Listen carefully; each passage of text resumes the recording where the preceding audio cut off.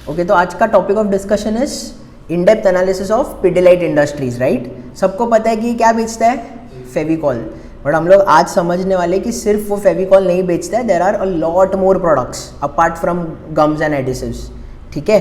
तो सबसे फर्स्ट चीज़ जो हम लोग देखने वाले कि कंपनी का बैकग्राउंड क्या है, कि कंपनी आज के तारीख में पिडिलाइट कैसे बना, कहाँ से स्टार्ट किया था उन्होंने, उनका टारगेट ऑडियंस कौन थे, फोकस क्या था, धीरे धीरे करके ग्रो किया है। ऐसा नहीं कि 10 ईयर्स में बहुत बड़े हो गए, समझ में आ रहा है। सेकेंड पार्ट क्या रहेगा, उसका ब्रांड्स और उसके प्रोडक्ट के बारे में डिस्कशन रहेगा, समझ में आ रहा है। Obviously there are around 550-600 products, हर एक प्रोडक्ट तो कवर नहीं कर सकते। तो what I will be doing is मैं आपको एक ब्रॉडर कैटेगरी बताऊंगा, ठीक है, कि कौन से एरियाज में वो मार्केट लीडर है एंड आगे जाके कहाँ पे वो हो सकता है मार्केट लीडर्स, राइट। थर्ड उसका सबसे इंपॉर्टेंट है बिजनेस मॉडल, कि वो कमा कैसे रहा है एंड आज के तारीख में उसका बैरियर्स टू एंट्री इतना हाई कैसा है कि कोई कॉम्पिटिटर उसको टक्कर ही नहीं दे पा रहा है एंड वो लिटरली एवरी ईयर कैश पे कैश जनरेट कर रहा है। Literally that is a cash making machine and ये सस्टेनेबली कैसे कर रहा है, पूरा मॉडल कैसा है बिजनेस का एंड टू एंड, समझ में आ रहा है। फोर्थ इज बिजनेस सेगमेंट्स, उसका थोड़ा एनालिसिस करेंगे एंड उसके बाद उसके मैनेजमेंट के बारे में समझेंगे, क्योंकि it is very important for us to understand कि भाई मैनेजमेंट कितना रोबस्ट है, कितना ऑनेस्ट है, गवर्नेंस कितना स्ट्रांग है, क्योंकि मैनेजमेंट अगर अच्छा नहीं रहा तो हम लोग पैसा नहीं कमा पाएंगे, राइट। एंड मैनेजमेंट ने अगर गलती किया है किधर डिसीजन में, ऐसा हो सकता है कि मैनेजमेंट बहुत ऑनेस्ट है लेकिन गलती हुआ रहेगा उनसे, तो अगर वो गलती हुआ है तो कितना कॉस्टली पड़ा उनको एंड गोइंग अहेड वो गलती नहीं होने के लिए हम लोग को क्या क्या देखना पड़ेगा, ठीक है। उसके बाद क्वांटिटेटिव एनालिसिस, क्वांट पार्ट तो है ही इंपॉर्टेंट कि लास्ट 5 ईयर्स 8 ईयर्स में हुआ क्या है। उसके बाद फ्यूचर प्रोस्पेक्ट्स क्या क्या है, कंपनी का ग्रोथ प्रोस्पेक्ट्स क्या है, कौन सी चीज़ें हम लोग को देखनी है एंड लास्ट में इन्वेस्टर रिस्क तो देखना ही पड़ेगा अगर आप इन्वेस्ट करने भी वाले हो, क्योंकि जो भी हम लोग यहाँ पे डिस्कस करने वाले लॉन्ग टर्म के बारे में बात करने वाले, right. 5 years 6 years 8 years 10 years, तो ऐसा तो नहीं है कि हम लोग ने डाल दिया और सो गए, वो पॉसिबल ही नहीं है। देखो आप कितने भी बड़े इन्वेस्टर हो, कितना भी अच्छा एनालिसिस किया हो, फिर भी क्वार्टर टू क्वार्टर आपको देखना ही पड़ेगा, राइट। तो क्या क्या रिस्क है इसमें एंड वो आपको देखना है एंड लास्ट में मैं मेरा ओपिनियन बताऊंगा कि ये नेक्स्ट 8 to 10 ईयर्स में कितना रीजनेबली बना सकता है, ठीक है। Good case scenario and optimistic case, ठीक है। तो लेट्स स्टार्ट।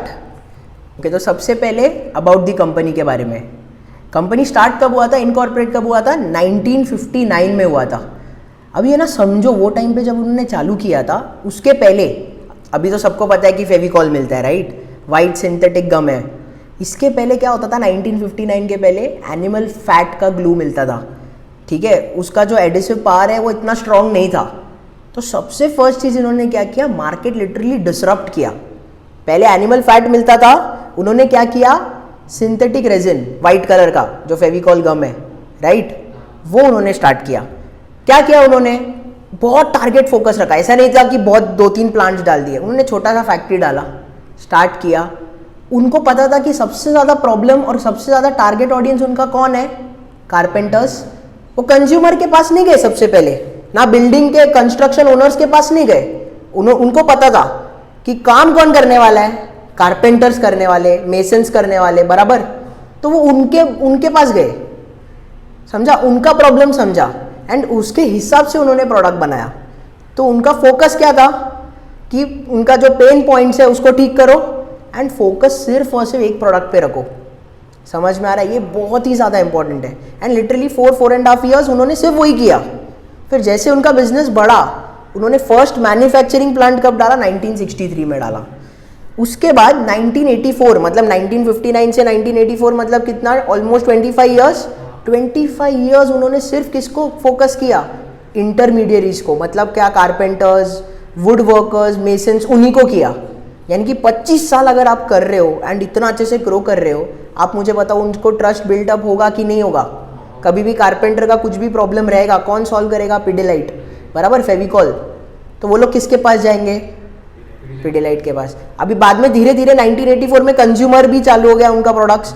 अभी मुझे एक बात बताओ, जब कारपेंटर्स घर पे काम करते हैं तो वो लोग फेविकॉल का डब्बा रखते हैं, तो लोगों को सबके दिमाग में ऑलरेडी पहुंच गया रहेगा, 25 ईयर्स से है तो। प्लस कारपेंटर भी क्या बोलेंगे, अरे कुछ भी अगर इसका रहेगा ना, आप फेविकॉल यूज करना।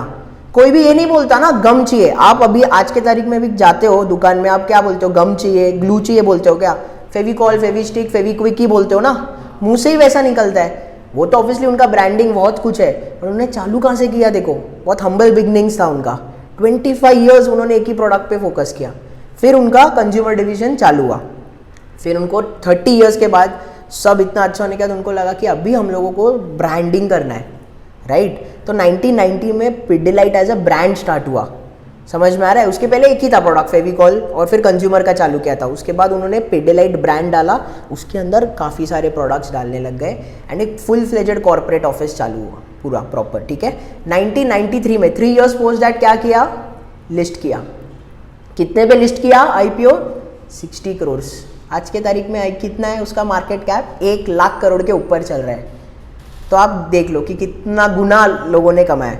ऑब्वियसली बहुत सारे लोगों ने 2008 में पैसा निकाला रहेगा, 10 में निकाला रहेगा, जब जब क्राइसिस आया है, ठीक है। एंड कंपनी का भी प्रॉब्लम्स हुआ है बीच बीच में। 2007 से 2010 में उन्होंने थोड़ा गलत डिसीजन लिया है, वो सब हम लोग आगे देखेंगे, समझ में आ रहा है। 1993 में उन्होंने IPO किया, फिर बाद में 2000 में एंड 2001 में क्या किया उन्होंने, एमसील क्या करता है बेसिकली, टेप्स, ठीक है। अगर विंडो में टेप्स लगाना है, या बाद में उन्होंने स्टील ग्रिप करके वो भी टेप्स में वो लोग क्या करते हैं, वायर को टेप लगाते हैं, बराबर है ना, शॉक ना लगे, वो सब रेजिस्टेंस के लिए।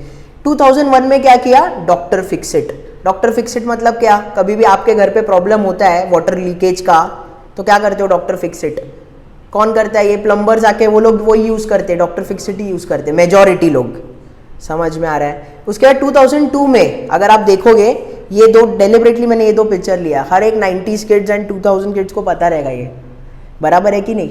ये क्या ऐड था, फेविकॉल है वो बस में वो चिपका हुआ है, तो इतने सारे लोग एक साथ जा रहे हैं, तो उसमें उसका जकड़ के बारे में बेसिकली बताया गया है, राइट। एडेसिव्स कितना स्ट्रॉन्ग है उन लोगों का। ये ऐड है ना, केन्स फेस्टिवल में उन लोग को अवार्ड मिला इसके लिए, तब से ये लोग एड्स में बहुत ज़्यादा स्पेंड भी करते थे। तो कंज्यूमर के दिमाग में ये आना कितनी बड़ी बात है, समझ में आ रहा है ना। जैसा नूडल्स का है, आप नूडल्स नहीं बोलते हो ना, मैगी बोलते हो, क्यों, क्योंकि आपके दिमाग में वो रिकॉल है, इतना स्ट्रॉन्ग रिकॉल। एंड वो स्ट्रॉन्ग रिकॉल आने के लिए आपको एवरी ईयर करना पड़ता है खर्चा, समझ में आ रहा है। सबकॉन्शियसली अगर आपको सोचना है, गेटिंग माई पॉइंट। तो वहाँ से उन्होंने ना एड्स एकदम यूनिक बनाने चालू किए।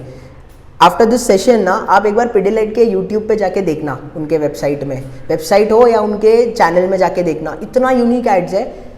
एक बहुत पेक्यूलर चीज़ है उनके एड्स में, वो लोग एकदम बड़े बड़े सेलिब्रिटीज़ को लेते नहीं है, समझ में। अभी ऑब्वियसली वाटर प्रूफिंग के लिए, डॉक्टर फिक्सिट के लिए उन्होंने लिया है अमिताभ बच्चन, नहीं तो नॉर्मली वो लोग का एड्स है ना, पूरा का पूरा कंटेंट पे होता है, राइटिंग पे होता है, समझा। 2 मिनट्स का ऐड, 1 मिनट का ऐड, लेकिन उसमें पूरा डाल दिया, समझ में आ। एक और ऐड है ये वाला, ये भी आप लोगों ने देखा रहेगा, ठीक है। एक वेल टू डू बंदा है, वो फिशिंग कर रहा है, फिशिंग रॉड से मिल ही नहीं रहा है फिश, फिर वो एक आता है, क्या करता है, वो चिपकाता है फेविक्विक, 5 सेकेंड में जोड़ दो, और वो पानी में डालता है और उससे फिश अटक जाता है। तो ये सब कितना यूनिक एड्स है, आपके दिमाग में बैठ जाता है, समझ में आ रहा है। तो बाद में 2002 में उन लोगों ने अवार्ड जीता।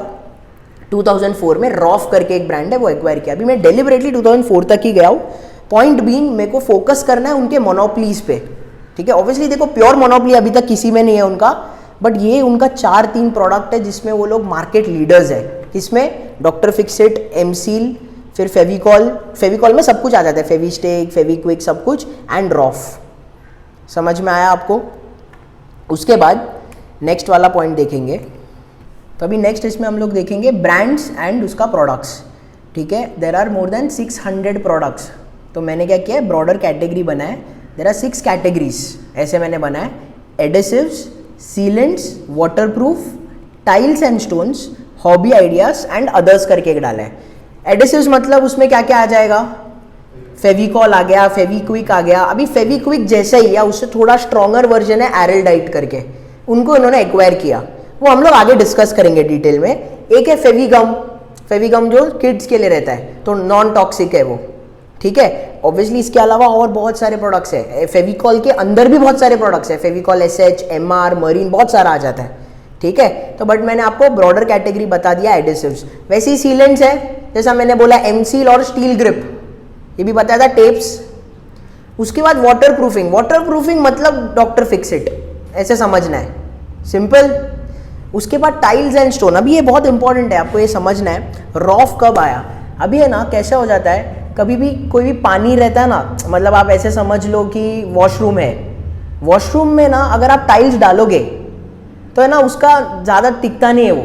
आइडियली अगर 6 years रहेगा ना, अगर आप एक सीमेंट डालोगे, सीमेंट के ऊपर आपने टाइलिंग डाल दिया और उधर अगर वाटर का प्रॉब्लम हुआ थोड़ा भी, जो वॉशरूम के इधर होता ही है, वॉशरूम पकड़ लो, बाथरूम सब मिला के उधर आप करोगे ना, 3 years में गिर भी सकता है, समझा, या तो लूज हो जाएगा। तो ये लोग रॉफ क्या करता है ना, बेसिकली बोलता है सीमेंट में हमारा प्रोडक्ट को मिक्स करो। तो अभी ये डायरेक्ट कंज्यूमर को नहीं है, किसको है, इंटरमीडियरीज को है। समझ में आ रहा है, इंटरमीडियरीज को भी रहेगा और किसको रहेगा, जो कंस्ट्रक्शन डेवलपर्स है उनके साथ जब टाई अप कर रहे हैं वो भी रॉफ यूज करेंगे।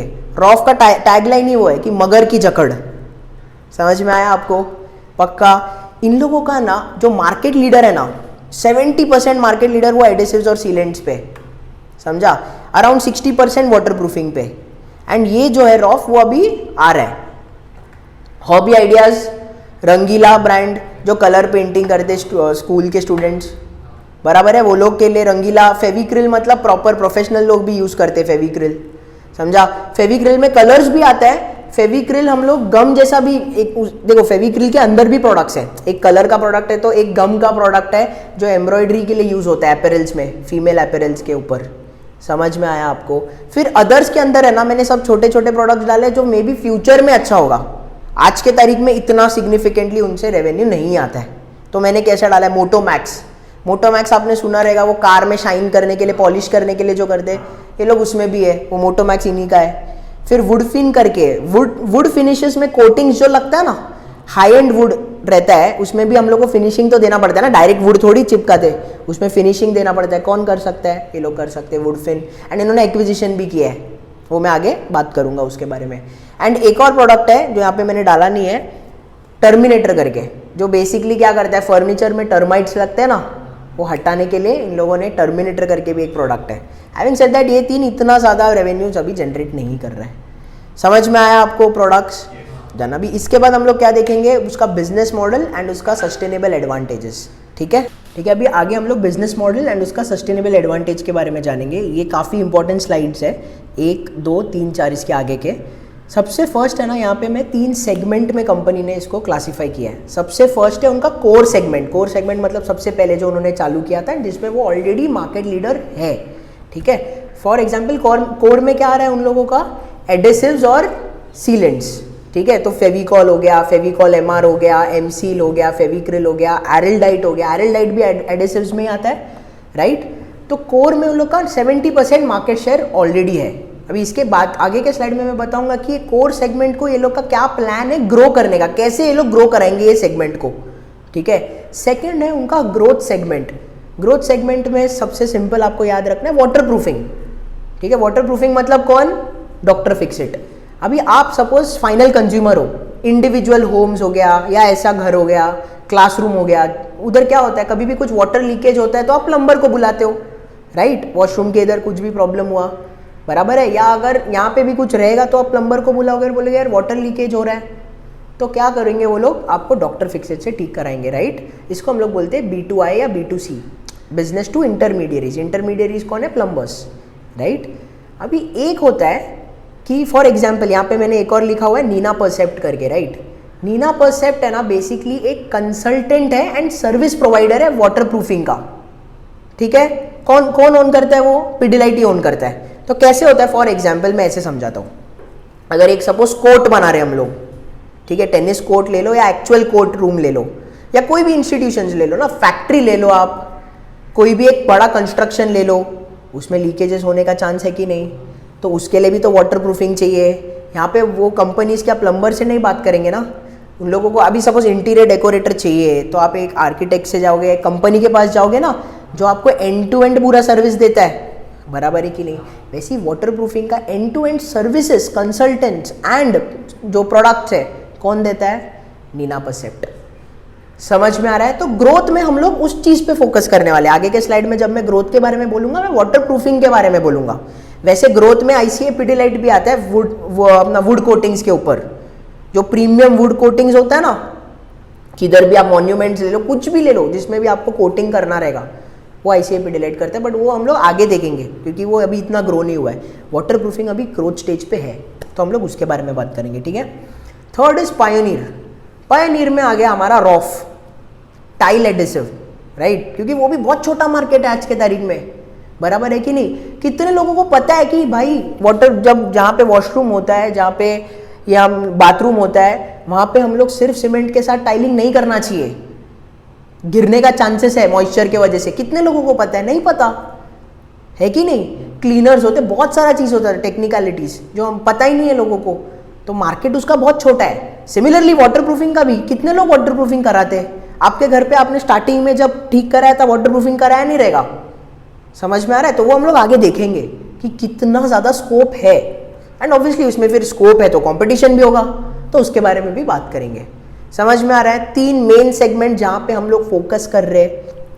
कंपनी है ना बेसिकली ये तीनों में ना मोनोपोली बनना चाहता है या मार्केट लीडर बनना चाहता है। कोर में तो ऑलरेडी मार्केट लीडर है, वाटर प्रूफिंग में भी मार्केट लीडर है वो, बट वाटर प्रूफिंग का पाई है ना बहुत छोटा है, तो उसको वो ग्रो करना है। तो कैसे ग्रो करेगा वो हम लोग आगे देखेंगे। लाइकवाइज रॉफ, लोगों को जब समझ में आएगा कि भाई टाइलिंग का तो यूजफुल लाइफ तो ज़्यादा हो सकता है और अच्छे से भी हो सकता है, तो फिर वो लोग लगाएंगे कि नहीं लगाएंगे? रॉफ लगाएंगे, राइट। तो लोगों को अभी तक नॉलेज ही नहीं है, तो ये 3 में उन लोगों को लीडर बनना है। समझ में आया मेन।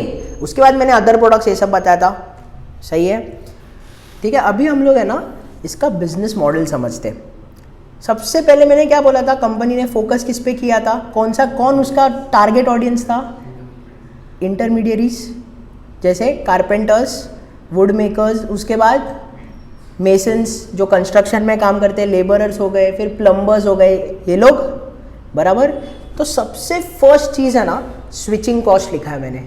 अगर आपको पता है पोर्टर्स 5 फोर्सेस में आता है स्विचिंग कॉस्ट। स्विचिंग कॉस्ट का मतलब क्या है कि अगर एक कस्टमर है उसको अगर स्विच करना है प्रोडक्ट तो उसको बहुत महंगा पड़ेगा, तो उससे अच्छा है वो करंट प्रोडक्ट पे ही रहेगा, and plus may be quality भी अच्छा रहेगा, सस्ते में भी मिलता रहेगा, एन नंबर ऑफ चीज़ है, बराबर है। तो स्विचिंग कॉस्ट अगर कंज्यूमर के लिए ज़्यादा रहेगा तो वो कंपनी के लिए अच्छी बात है, राइट। अभी आपको समझना है कि ये स्विचिंग कॉस्ट ज़्यादा क्यों है इंटरमीडियरीज के लिए। इंटरमीडियरीज मतलब कारपेंटर्स या फॉर दैट मैटर कंपनीज के लिए भी अभी आपको समझना है। मैं पिडिलाइट हूँ, ठीक है। आप एक फर्नीचर के कंपनी के ओनर हो, बराबर। आपको फर्नीचर आप किसको हायर करोगे? कारपेंटर्स को हायर करोगे, बराबर। एंड वो लोग क्या करेंगे? आपके लिए ज्वाइन करेंगे, सब करके देंगे ना आपका पूरा कारपेंट्री का काम, बराबर। आपको क्या लगता है कि ये जो एडिसिव्स है कितना ही परसेंट रहेगा? 2 या 3%, यानी कि 1000 रुपये का एक फर्नीचर है तो 30 रुपया लगता है सिर्फ। तो आप लोग बोलोगे यार मैं तो आराम से स्विच करूंगा ना, 1000 में से ये 3% का कंपोनेंट है, मैं तो क्या ऐसे चुटकी में चेंज कर दूंगा। बट आपको समझना है कि आप ज्वाइन करते हो फर्नीचर को, बराबर है ना, एडिसिव से ज्वाइन करते हो कि नहीं। अगर आप ये फाइनल कंज्यूमर को दोगे और अगर गंदा प्रोडक्ट रहा और फर्नीचर का वो ऐसा बराबर थोड़ा बाहर निकल गया, आप बोल रहे हो 5 साल तक कुछ नहीं होगा और उतना चार्ज कर रहे हो 2 साल में निकल के आ गया हाथ में, तो क्या करोगे? प्रॉब्लम है कि नहीं? इससे क्या होगा? कारपेंटर को तो सुनने मिलेगा ही मिलेगा, मेन वो कंपनी का क्या हो जाएगा? रेपुटेशन उड़ गया। यानी कि वो 2-3% फर्नीचर का कॉस्ट है, लेकिन उसका कुछ अगर प्रॉब्लम हो गया तो रेपुटेशनल कॉस्ट तो कितना ज़्यादा है। तो सिंस उसका रेपुटेशनल कॉस्ट इतना ज़्यादा है, स्विच करेंगे क्या? आप सोचो ना, फर्नीचर में से इतना हाथ में ही आ गया पूरा निकल के, तो बहुत प्रॉब्लम है कि नहीं? क्या अगर बच्चे लोग खेल रहे एंड लग गया एंड वहाँ से थोड़ा ऐसा फट गया तो, बराबर है कि नहीं? तो इट इज़ वेरी इंपॉर्टेंट, इसके लिए इसका स्विचिंग कॉस्ट बहुत ज़्यादा है, बराबर। तो यानी कि ट्रस्ट बिल्ड किया, सेकंड क्वालिटी भी अच्छा है, राइट। उसके बाद ये लोग ना वहाँ पे रुकते नहीं, ये लोग क्या बोलते हैं, अभी हम लोग और इनोवेशंस कर रहे हैं हम लोगों को। तो फॉर एग्जाम्पल फेविकॉल मरीन, बराबर। अभी फेविकॉल MR सबको देखा रहेगा ना, नॉर्मल फेविकॉल। अभी है ना एक और प्रोडक्ट है फेविकॉल मरीन करके। अभी ऐसे सोचो, गोवा के बीच में गए हो, शैक्स में बैठे हो, उधर भी तो फर्नीचर लगता है ना, और उधर मॉइस्चर भी तो है, खराब होता है कि नहीं? Fevicol marine 40% water proof resistant, water resistant हो गया, उधर काम आएगा। अरे अपने घर पे भी तो आएगा ना, ऐसा थोड़ी है कि अपने इधर नहीं है, अपने इधर भी मॉइस्चर रहता है ना। वाटर क्या हो गया ये? फेविकॉल मरीन। बेटर प्रोडक्ट किसके थ्रू? इनोवेशन के थ्रू। कॉम्पिटिटर करेगा ही नहीं, क्योंकि ले कौन रहा है, सब लोग पिडिलाइट ही ले रहे हैं, तो डिमांड उधर से है, तो इन लोगों को रिस्क भी नहीं है ना इनोवेशन करने का। बाकी कॉम्पिटिटर इनोवेशन करेगा लेकिन बिका ही नहीं तो गया ना। इनोवेशन करना इतना आसान नहीं है, समझ में आ रहा है। तो पिडिलाइट के पास सबसे बड़ा एडवांटेज क्या है, वो कैश मेकिंग मशीन है, एंड वो मशीन के थ्रू क्वालिटी भी है, प्लस वो मशीन के थ्रू R&D स्पेंड्स भी कर पा रहा है, वो जो बाकी कॉम्पिटिटर कर पाएगा क्या, नहीं कर पाएगा। थर्ड, यूट्यूब चैनल, उनका डेडिकेटेड यूट्यूब चैनल है, ठीक है। अभी हमारे इधर काम था, तो मैंने इसके पहले बताया था एशियन पेंट्स रॉयल, तो अभी तो कारपेंट्री का भी काम है, राइट। तो कारपेंटर्स से हम लोग ने 7 डिफरेंट कारपेंटर्स से मिले थे। सब लोगों को यही है कि भाई पिडिलाइट हम लोगों को प्रॉपर तरीके से ट्रेनिंग सब करते हैं, मीटिंग्स रखते हैं, उसमें मैं बाद में आता हूँ। फर्स्ट चीज़ आपको ये समझना है, उसका यूट्यूब चैनल है डेडिकेटेडली पूरा ट्रेन करने के लिए, समझा। अभी आप बोलोगे लेकिन अगर वो गांव में कोई है तो कैसा उसको यूट्यूब समझेगा, तो पिडिलाइट ने वहाँ पे भी जाके दुकान खोला है, जहाँ पे पॉपुलेशन उसका 5,000 से 10,000 का रहता है ना विलेजेस, वहाँ पे जाके उसने दुकान खोला है, समझा। एंड वहाँ पे उसका एक आदमी रहता है जो ट्रेन करता है उनको, और कोई कर पाता है क्या, बिल्कुल भी नहीं। समझ में आ रहा है आपको, यानी कि वो पिरामिड के बॉटम के लोगों को भी कैटर कर रहा है, टॉप के लोगों को भी कैटर कर रहा है। समझ में आया आपको, ये सिर्फ वो कर पा रहे हैं ये वाले स्पेस में। फोर्थ है कूपन्स एंड मीटिंग्स। अभी हम लोगों ने ना 7 कारपेंटर से जब बात किया, 7 में से 6 लोगों ने तो यही बोला, मैं नंबर्स भी खुद नहीं बना रहा हूँ, 6 लोगों ने यही बोला कि सब लोग वही बोलते हैं पिडिलाइट ही बेस्ट है, मतलब फेविकॉल ही हम लोग लगाते हैं, उसके साथ साथ और भी ब्रांड लेके चलते हैं, ऐसा नहीं है। फॉर एग्जाम्पल अभी फेविक्विक, बहुत सारे लोग बोलते हैं कि यार उसका, अभी 3 लोगों ने ये बोला कि फेविक्विक से हम लोग बेटर है कभी कभी एस्ट्रल लगा देते हैं, एस्ट्रल पॉली जो होता है एस्ट्रल का भी आता है, तो वो हम लोग कभी कभी लगा देते हैं, बट फेविकॉल ही है भाई, वो उन लोगों ने बोला है। और वो लोग क्या बोलते हैं कि हम लोगों को पिडिलाइट है ना कूपन्स देता है, ठीक है, सेट अमाउंट खरीदने पे कूपन्स भी मिलता है, तो हम लोगों को और डिस्काउंट्स मिलता है, ठीक है। एंड वो लोग मीटिंग्स रखते हैं, महीने का 3 मीटिंग 2 मीटिंग, एंड वो अटेंड किया तो उसमें और कूपन्स भी मिलता है, ऐसा उन्होंने बोला। बट वो भी बोलते हैं कि अभी देखो 2 लोगों ने ये बोला साथ में से कि हम लोगों को कभी कभी पकता भी है कि मीटिंग जाना ही पड़ता है 3-4 बार, तो वो हम लोग प्रेफर करते हैं कि ठीक है यार पैसा देना है तो दे देंगे, हमको डिस्काउंट नहीं चाहिए, ऐसा भी है। लेकिन पिडिलाइट अपने एंड से कर रहा है कि नहीं। अभी देखो पिडिलाइट तो मास के लिए करेगा ना, मास कारपेंटर्स के लिए कर रहा है, प्लम्बर्स सबके लिए कर रहा है, अभी उसमें से थोड़े लोग हो सकते हैं, बट पिडिलाइट आपके एंड से कर रहा है कि नहीं कर रहा है। अभी कोविड का क्राइसिस हुआ था, बराबर है, पिडिलाइट ने डायरेक्ट पैसे देके हेल्प नहीं किया कारपेंटर्स को, बट उनका ग्रोसरीज का हेल्प किया है। समझ में आ रहा है आपको, ग्रोसरीज का हेल्प किया। अभी ऑब्वियसली ऐसा नहीं रहेगा कि सबको हेल्प किया रहेगा, उनने कुछ क्राइटेरिया रखा रहेगा, उन्होंने उसका भी हेल्प किया। कोई और कंपनी इंटरमीडियरीज को ऐसा हेल्प नहीं किया जैसे पिडिलाइट ने किया है। तो अभी आप मुझे बताओ, अगर कोई ऐसा है जो आपको हेल्प कर रहा है ये सब टाइम्स पे, याद तो रहेगा ना, मतलब एक इमोशनल कनेक्ट हो गया, क्वालिटी तो अच्छा है ही है, कंज्यूमर्स के भी दिमाग में एड्स के थ्रू है ही है, आपको समझ रहा है वो लोग ने वैल्यू चेन कैसे क्रिएट किया है, बैरियर्स टू एंट्री हाई हो गया ना बाय डिफॉल्ट। उसके बाद ब्रांड रिकॉल, एड्स, इतना स्ट्रॉन्ग एड्स है कि आपको पता ही नहीं है एस्ट्रल का है भी। समझ में आ रहा है, अभी मुझे पता है क्योंकि मैंने कंपनी रिसर्च किया है, मैंने देखा है कॉम्पिटिटर में, कारपेंटर से बात किया तो अब समझा, नहीं तो अगर मैं सिर्फ एक कंज्यूमर रहता, मेरे को सिर्फ फेविकॉल ही पता है, एरलडाइट पता ही नहीं है कि नहीं, आपको पता था एरलडाइट ऐसा कुछ है नहीं, एस्ट्रल नहीं, समझा। उसके बाद एक और सबसे इंपॉर्टेंट पॉइंट, डिस्ट्रीब्यूटर्स। अभी ऐसे समझो आप डिस्ट्रीब्यूटर हो, आपके पास फेविकॉल जैसा और भी प्रोडक्ट्स आते हैं, लेकिन आपका फेविकॉल ही सबसे फास्ट बिक रहा है, तो आप कौन सा स्टॉक करना प्रेफर करोगे, फेविकॉल ही ना बाय डिफॉल्ट। तो देखो वो आपको समझ में आ रहा है क्या कि आपका बैरियर्स टू एंट्री बढ़ते जा रहा है एक चीज की वजह से। तो इन लोग क्या करते हैं, अभी कॉम्पिटिटर आता है डिस्ट्रीब्यूटर के पास, पिडिलाइट सपोज डिस्ट्रीब्यूटर को 20% प्रॉफिट्स देता है, 20%, कोई कॉम्पिटिटर आके बोलेगा भाई मैं तेको 30% देता हूँ, 25% देता हूँ, तो भी डिस्ट्रीब्यूटर नहीं रखता। क्यों नहीं रखेगा, क्योंकि सबसे ज्यादा बिक रहा तो पिडिलाइट ही है ना, क्योंकि जो इंटरमीडियरीज है सब लोग वही डिमांड कर रहे हैं, तो भले वो 30% रखे, वो स्टॉक उसी का ज्यादा रखे, तो भी how does it matter. And Pidilite छोटा कंपनी नहीं है, उसका इतना ज्यादा डिस्ट्रीब्यूशन चैनल है कि वो ऑलरेडी किंग है वो स्पेस में, एंड उसी का सबसे ज्यादा बिक रहा है। एंड उन्होंने क्या किया, अभी डीलर्स को ऑटो रिप्लेनिश मोड में भी डाल दिया। 85 to 90% dealers auto replenish mode पे चलते हैं। उन लोग जिनी करके एक ऐप है, उसके थ्रू वो लोग डायरेक्ट कर लेते हैं। यानी कि उनके भी हेड से हैसल निकल गया ना। बाकी लोगों के इसमें क्या आएगा, कोई आएगा वो बोलेगा या फोन करेगा आएगा, इतना मगजमारी क्यों। यहाँ पे एक ऐप है, कर दिया खत्म, ऑटो रिप्लेनिश मोड में भी। अभी इतना बैरियर्स टू एंट्री है, ये तो कंपाउंड होते जा रहा है ना। समझ में आया आपको? तो ये उसका कॉम्पिटिटिव एडवांटेज है। मतलब आपको ये समझना है कि ये R&D स्पेंड, स्विचिंग कॉस्ट, ये सब जब मिला के बेसिकली 1+1+1 इन लोगों का लिटरली 100 हो गया। इतना बैरियर्स टू एंट्री आ गया।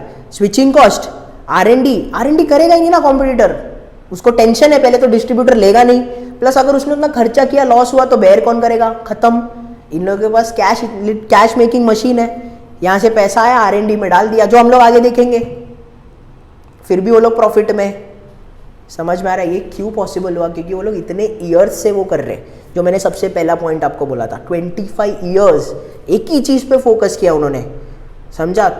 तो अभी ऑब्वियसली देखो, ऐसा नहीं है कि इन्होंने गलत नहीं किया, आगे मैं बताऊंगा एक्विजिशंस भी गलत किए हैं, कैपिटल एलोकेशंस में लोग गलत जाते, बट इतना गलत नहीं जाने का कि आपका कैश फ्लो 3-4 साल का निकल गया।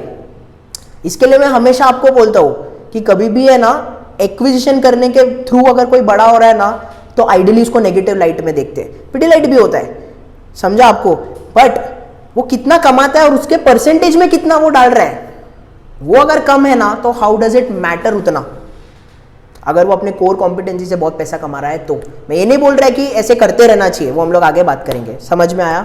100%। उसके बाद मैंने क्या बोला, how products are sold, B2B, B2I, B2C। B2C मतलब क्या, फेविक्विक, फेविगम, ये सब क्या हो गया, B2C हो गया डायरेक्ट। फेविक्रिल, फेविस्टिक, समझ में आ रहा है? B2I, बिजनेस टू इंटरमीडियरीज, इसमें क्या आएगा, डॉक्टर फिक्सिट, ये सब उसी में आएगा B2I में। Again Fevicol, B2I। B2B, Nina Percept, water proofing, वो क्या हो गया, B2B। B2B में एडिसिव्स भी आता है, एडिसिव्स भी तो B2B आएगा। अभी ऐसे समझो, चप्पल, जो चप्पल मैन्युफैक्चरिंग कंपनी, उनको जोड़ने का नहीं रहता है क्या? तो चप्पल मैन्युफैक्चरिंग कंपनी क्या हो गया, बिजनेस ही है ना। पिडिलाइट वो वाले कंपनी को दे रहा है एंड वो वाला कंपनी यूज कर रहा है, मे बी रिलैक्सो यूज करता रहेगा, है कि नहीं? वो क्या है, बिजनेस टू बिजनेस। समझ में आया क्या कि कैसे वो लोग प्रोडक्ट्स बेच रहे हैं? उनका मेन रॉ मटेरियल क्या है, विनाइल एसीटेट मोनोमर, बराबर, वो उनका रॉ मटेरियल है। बढ़ते गया अभी रिसेंटली, बराबर, पर इतना बढ़ेगा नहीं। वो लोग का सिंपल लॉजिक क्या है मैं बताता हूँ। पिडिलाइट का, पिडिलाइट बोलता है हम लोगों का एबिट मार्जिन्स 20 से 24% रहना चाहिए। 24% के ऊपर गया, ठीक है, 24% के ऊपर गया एंड अगर मेरा जो रॉ मटेरियल का कॉस्टिंग बढ़ गया तो हम लोग लॉस ले लेंगे, हम लोग पास ऑन भी नहीं करेंगे। 20% के नीचे जा रहा है ना, तो हम लोग पास ऑन करेंगे, क्योंकि हम लोग को पता है कि हम लोग से सस्ता फिर कोई नहीं बेच पाएगा उधर। हम लोग 20% के नीचे लॉस नहीं लेंगे, मतलब एबिटा मार्जिन 20% तक हम सस्टेन करेंगे, पास नहीं करेंगे। पूरा तो कभी पास नहीं करेंगे हम लोग कॉस्टिंग, बट 20 के नीचे आया तो हम लोग को पास करना पड़ेगा। तो याद रखना, इन लोगों का एबिटा मार्जिन है ना, कंपनी एज ए होल का 20 to 24% के बीच में वो लोग मेंटेन करके रखने वाले। इसमें भी कैसा है, जो VAM है उन लोगों का, कहाँ से लेते हैं उन लोग, अपने एसोसिएट कंपनी से। एसोसिएट कंपनी मतलब क्या, जिसमें 20 to 50% का स्टेक हो। बेसिकली वो लोग इन्फ्लुएंस कर सकते हैं वो कंपनी को, कंट्रोल नहीं करते। विनाइल केमिकल्स लिस्टेड एंटिटी है। अभी एक ऐसा बात समझो, अगर रॉ मटेरियल का प्राइस बढ़ गया तो विनाइल केमिकल्स प्रॉफिट कमाया रहेगा, सेल्स बढ़ा रहेगा, तो उसका भी स्टॉक प्राइस ऊपर गया रहेगा। अभी तो अगर मैं देखूँ, ये देखो बढ़ गया है। अगेन ऑब्वियसली अभी तो कोविड चल रहा है तो सबका ही प्राइस बढ़ भी रहा है, ठीक है, पैसा मनी सप्लाई ज़्यादा हुआ है ऑब्वियसली, समझा आपको पक्का? तो ये बेसिकली क्या था, सब्सिडरी नहीं था, ये एसोसिएट कंपनी है, समझ में आया? वो उन्हीं से सोर्स करते हैं, ये क्लियर है? अगेन उसके बाद मैंने मार्केट लीडर लिखा हुआ है। बेसिकली ये लोग ने नीना परसेप्ट, ये सब, अभी देखो एरलडाइट फॉर एग्जांपल, ये एक्वायर किया है उन्होंने। अभी नेक्स्ट स्लाइड पे मैं बताऊंगा एरलडाइट के बारे में डिटेल में। तो इसके बाद अभी हम लोग कोर सेगमेंट के बारे में देखते डिटेल में, ठीक है? अभी है ना हम लोग ग्रोथ स्ट्रैटेजी देखेंगे कोर सेगमेंट का। कोर सेगमेंट में कौन सा दो आता है, एडेसिव्स और सीलेंट। तो ये लोग ने ना ग्रोथ के लिए ना 3 इंपॉर्टेंट ड्राइवर्स रखा हुआ है, ठीक है, कोर स्ट्रैटेजी के लिए। सबसे फर्स्ट है प्रीमियमाइजेशन। अभी आपको ये समझना है कि बाकी companies, for example Hindustan Unilever लो, पहले वो क्या बेचता था सबसे ज़्यादा? Lifebuoy. बाद में लोगों ने क्या बोला कि भाई हम लोग को लक्स भी चाहिए, डव भी चाहिए, तो उन्होंने क्या किया? प्रीमियमाइजेशन को ज़्यादा फोकस किया, मतलब बॉटम ऑफ द पिरामिड से निकल के ऊपर के पिरामिड में आए। लाइकवाइज अभी आप देखोगे आईटीसी का वॉल्यूम्स इतना ज़्यादा ग्रो नहीं हो रहा, तो उन लोगों का सेल्स कैसे बढ़ रहा है? प्रीमियमाइजेशन की वजह से। लाइकवाइज इन्होंने क्या किया है? फेविकॉल का एग्जाम्पल देता हूँ। पहले फेविकॉल SH जो लगभग एक 260-270 में आता है, अभी वो ऊपर 10 रुपीज़ ऊपर नीचे रहेगा 1 लीटर के लिए, ठीक है। उससे better Fevicol pro bond 360-370 rupees, right. और एक बहुत premium product Fevicol easy spray, जो बेसिकली कैसा होता है कि विंडोज़ के अंदर जाके या एकदम साइड्स में नहीं होता रहेगा ना, तो वो लोग स्प्रे के थ्रू कर सकते हैं। वो प्रीमियम प्रोडक्ट हो गया उनका। कितने रुपीज़ का? अराउंड 1100 का पर लीटर। समझ में आया प्रीमियमाइजेशन कैसे कर रहे हैं? सेकेंड उनका क्या है? Obviously innovation. Fevicol marine example, 40% water resistant. वो और इनोवेट करेंगे और R&D स्पेंड्स बढ़ाएंगे तो ऑब्वियसली वो 40 का 60 कर लेंगे, बराबर है। थर्ड है उनका इनऑर्गेनिकली ग्रो करना, मार्केट में मार्केट शेयर बढ़ाएंगे वो लोग। कैसे? एक्विजिशंस के थ्रू, ब्राउनफील्ड, राइट। तो अभी फेविक्विक का कौन था कॉम्पिटिटर? एरिल्डाइट। एंड एरिल्डाइट का बिजनेस का मार्जिन्स फेविक्विक से ज़्यादा है। नॉर्मली इन लोगों का एबिटा मार्जिन्स कितना चलता है? 20 से 24। एरिल्डाइट है ना 30% मार्जिन्स पे चलता है। एंड इन्होंने एरिल्डाइट को एक्वायर किया, सही बात है। अभी आपको समझना है, एक्वायर किया तो क्या हो गया? मार्केट शेयर बढ़ गया। बहुत सारे प्रोसेसेस ओवरलैप होते रहेंगे, प्रोसेसेस हटा दिया रहेगा ओवरलैपिंग प्रोसेस, तो कॉस्ट थोड़ा सेव किए रहेंगे। हम लोगों का फोकस क्या होना चाहिए कि भाई मार्जिन्स बढ़ रहा है क्या एंड मार्केट शेयर बढ़ रहा है क्या, ये समझा। अगर हम लोग खुश है तो ठीक है, राइट। ऑब्वियसली इन्होंने उसके लिए एक्वायर करते टाइम गुडविल दिया है, गुडविल क्रिएट हुआ है, गुडविल दिया नहीं है, गुडविल क्रिएट हुआ है, राइट। मतलब वो लोग ने, गुडविल कब क्रिएट होता है? जब तुम लोग over and above market value देते हो, बराबर। बट इन्होंने क्यों दिया? क्योंकि इनको लग रहा है सिनर्जीज मिलने वाला है, बराबर। तो अभी एक्विजिशन का थोड़ा बात करते हैं। कैश एक्विजिशन है कितना? 2100 करोड़ का। अगेन पूरा एक्चुअली कैश नहीं है इसमें, 90% कैश था, 10% एक माइलस्टोन के ऊपर था, समझ में आ रहा है। बट 90% कैश एक्विजिशन था। ये लोग कैश मेकिंग मशीन्स है, राइट। तो इन लोगों के लिए इतना हार्ड नहीं है, वो आगे देखेंगे हम लोग। ये कंपनी का बिजनेस रेवेन्यू कितना है? 400 करोड़। एबिटा मार्जिन है लगभग 30%, 31% था अभी लास्ट क्वार्टर को, उसके क्वार्टर के पहले 30% भी रख ले। 400 का 30% इज एबिटा 120 करोड़, बराबर रुपीज़ 120 करोड़ है इन 2019। अभी ना सिंपल समझना ना, कैसे समझ सकते हैं हम लोग। मैंने एक सिंपल कैलकुलेशन किया। मैंने क्या किया? पिडिलाइट का मार्केट कैप कितना है? अक्टूबर 2020 का था ना एक्विजिशन एरिल्डाइट का, तो मैंने सितंबर 20 का लिया पिडिलाइट का। वो टाइम पे मार्केट कैप कितना था इनको? 72,000 करोड़, राइट। 72,868। आज की तारीख में 1 लाख के ऊपर है। सेल्स कितना है उनका? मैंने क्या किया? लास्ट 12 मंथ्स ट्रेलिंग का लिया। कितना है? 6,230 का सेल्स है। पीएस रेशियो कितना है पिडिलाइट का? 11.7। तो उस हिसाब से इन्होंने एरिल्डाइट को एक्वायर करने के लिए कितना पीएस रेशियो पे खरीदा है? 5.25, which is only 45% of Pidilite's PS ratio, right. वो एक तरीका है, उससे हम लोग को थोड़ा एक सेफ्टी नेट मिलता है कि ठीक है यार, पिडिलाइट जिस लेवल पे ट्रेड कर रहा है, जो मार्केट सेंटिमेंट्स पिडिलाइट को दिया है उसका आधा के सेंटिमेंट्स पे अपन ने इसको उठाया, ऐसे सोच सकते हैं, राइट। ऑब्वियसली हम लोग को ये भी, इतना पैसा भी क्यों दे रहे हैं हम लोग? कुछ तो बहुत मतलब 800-900 या मे बी उससे ज़्यादा का गुडविल है उनके बुक्स में, ये भी है। बट वो गुडविल क्रिएट क्यों किया है? क्योंकि ओवर एंड अबाउ उन्होंने मार्केट लिया है। बट हैविंग सेड दैट, वो लोग उससे पैसा कमाते जाएंगे। अगर नहीं कमाएंगे, कैश जनरेटिंग यूनिट नहीं रहेगा, तो उनको गुडविल इंपेयर करना पड़ेगा। और अगर वो हो गया ना तो रेड फ्लैग है। समझ में आ रहा है कैसे देखना है? मैंने एबिटा भी रेशियो देखा, प्राइस अपॉन एबिटा रेशियो। इन लोगों का कितना आ रहा है प्राइस अपॉन एबिटा? 43.36। वेरास एरिल्डाइट को कितने पे उठाया उन्होंने? 17.5 के पी अपॉन एबिटा रेशियो पे उठाया, which is again 40% of Pidilite's P upon EBITDA ratio. तो एक सेंस ऑफ कंफर्ट मिलता है, बराबर है। समझ में आया क्या? ये लोग एक्विजिशंस करते ग्रोथ के लिए, नो डाउट।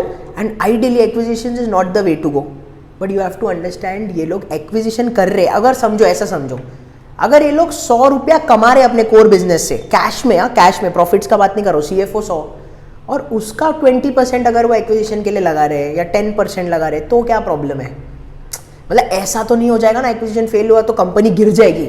हम लोगों को रिस्क वो है, बट हैविंग सेड दैट हम लोग देखेंगे भाई कि तुम लोग जो एक्विजिशन कर रहे हो वो चल रहा है कि नहीं। अगर कंटिन्यूसली नहीं चल रहा है या उनका सब्सिडीज नहीं चल रहा है तो रेड फ्लैग ही है, तो मेरे को थोड़ा डर लगेगा एंड थोड़ा प्रॉब्लम हुआ है जो हम लोग आगे डिस्कस करेंगे।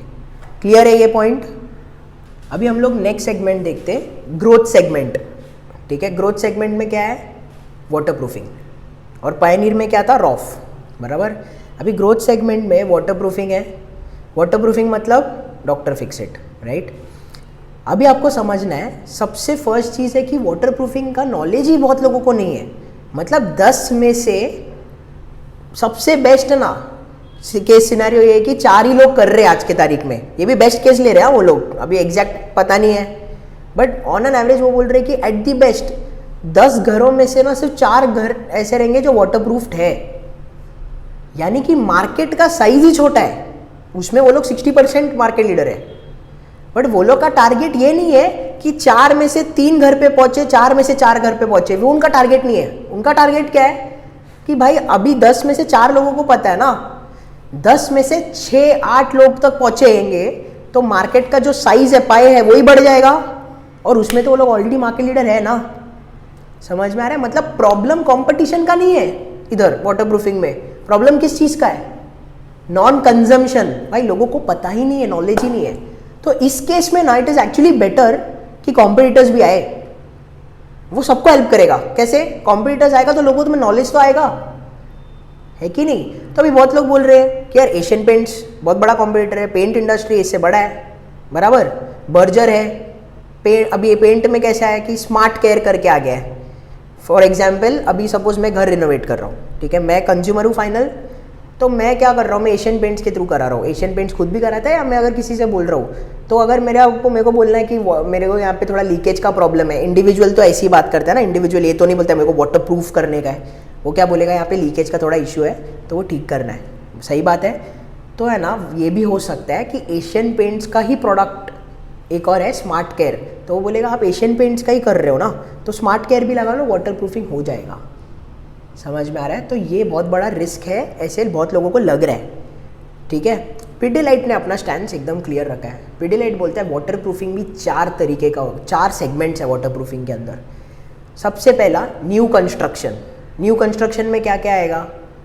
Real estate, right, organized real estate मतलब डेवलपर, इंडिविजुअल होम्स आएगा, इंस्टीट्यूशंस भी तो आएंगे, बराबर है कि नहीं? फैक्ट्रीज हो गया, आईटी कंपनीज हो गए, बाकी कंपनीज हो गए। इंस्टीट्यूशंस मतलब सुप्रीम कोर्ट, फिर अभी बन रहा है ऑनरेबल पीएम का, राइट। फिर बाद में एक और सेगमेंट है उन लोगों का, रिपेयर्स एंड रिनोवेशन, बराबर। रिपेयर्स एंड रिनोवेशन मतलब क्या? जो अभी मैंने एग्जाम्पल दिया ना, उसमें बहुत चांसेस है कि लोग एशियन पेंट्स का ही करेंगे, लोग अलग सा शायद नहीं करेंगे। वो लोग क्या बोल रहे हैं, अरे हर 6 साल में 5 साल में एक बार पेंट लगा रहा हूँ ना, तो तभी अगर एशियन पेंट्स ही करा रहा है तो अच्छा, एशियन पेंट्स का भी तो भरोसा है ना लोगों पे, बराबर है, वहाँ पे रिस्क है। लेकिन जब आप एक ऑर्गेनाइज्ड रियल एस्टेट डेवलपर के पास जाते हो तब आपको वाटर प्रूफिंग पूरा सोल्यूशन करना पड़ता है, वहाँ पे एशियन पेंट्स नहीं आ सकता। समझ में आ रहा है? वहाँ पे नीना परसेप्ट आएगा, कंसल्टेंसी देगा, सर्विस प्रोवाइड करेगा और डॉक्टर फिक्सिट एंड वो पूरा रेंज ऑफ प्रोडक्ट्स लगाएगा। समझ में आ रहा है आपको? डॉक्टर फिक्सिट में भी मल्टीपल प्रोडक्ट्स है, जैसा मैंने बोला टोटल 600 प्रोडक्ट्स के ऊपर है।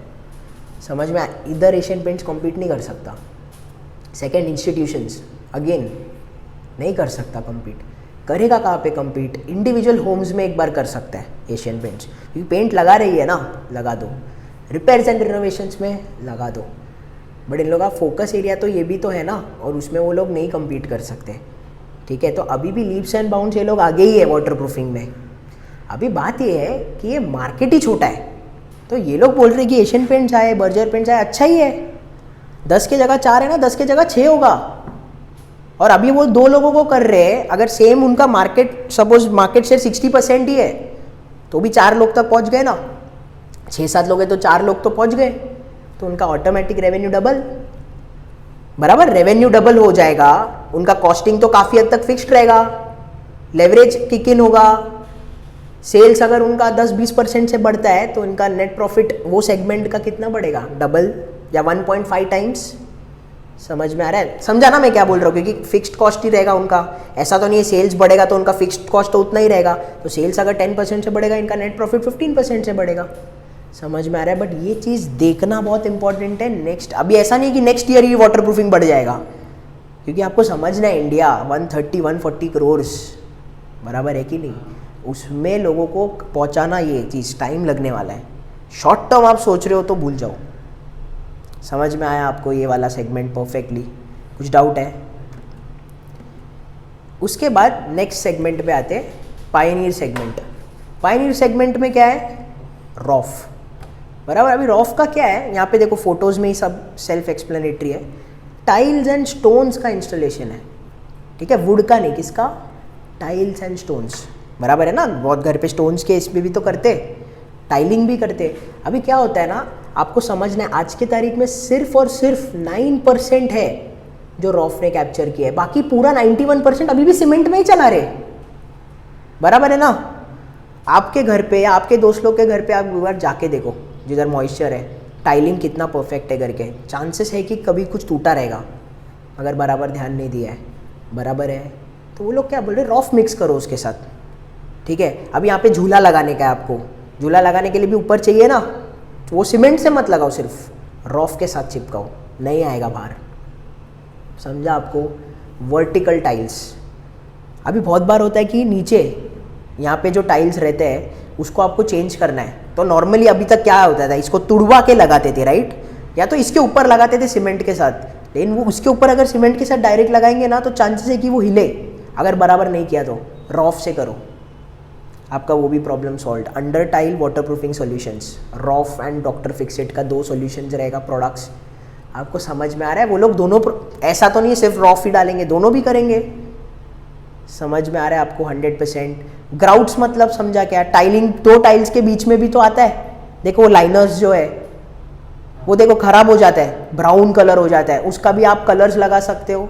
ये सब कौन कर सकता है? रॉफ। फिर क्लीनिंग, बहुत बार क्या होता है ना, ये टाइलिंग सब करने के बाद आप है ना कुछ एसिड, या मतलब नॉट एग्जैक्टली एसिड बट बहुत स्ट्रॉन्ग रहता है, वो एसिड ही रहता है ऑलमोस्ट, उससे आप साफ करते हो, तो टाइलिंग का जो वो शाइन रहता है ना, आपको लगेगा शाइन है बट वो खराब हो गया है ऑलरेडी। इसमें भी टाइलिंग का क्लीनर्स आता है, रॉफ देता है। समझा? जो इतना स्ट्रॉन्ग नहीं है बट उससे ज़्यादा इफेक्टिव है, या उतना इफेक्टिव है।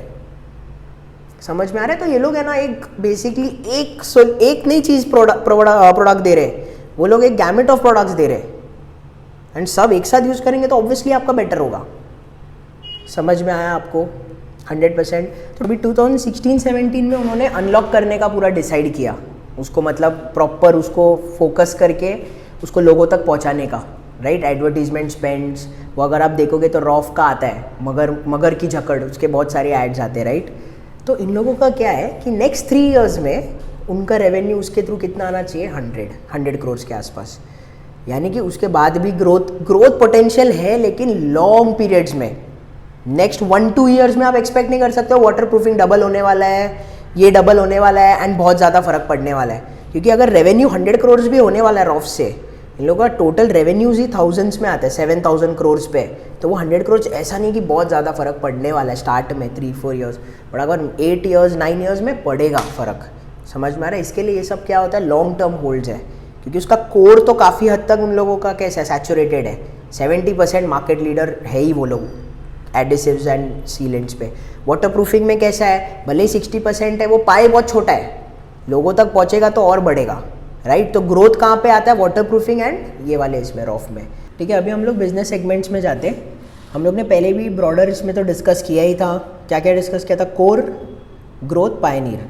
यहाँ पे उन्होंने ना एनुअल रिपोर्ट में कैसे सेगमेंट किया हुआ है, कंज्यूमर एंड बाजार and industrial products. Industrial products is nothing but B2B business, वो लास्ट में देखेंगे। सबसे पहले कंज्यूमर एंड बाजार, कंज्यूमर एंड बाजार में B2C एंड B2I दोनों आता है। B2I मतलब कारपेंटर्स, राइट, प्लम्बर्स, सब कुछ। B2C मतलब फेविगम हो गया, फेविक्विक हो गया, फेविस्टिक हो गया, ये सब adhesive sealants, right. Construction paint chemicals में डॉक्टर फिक्सिट।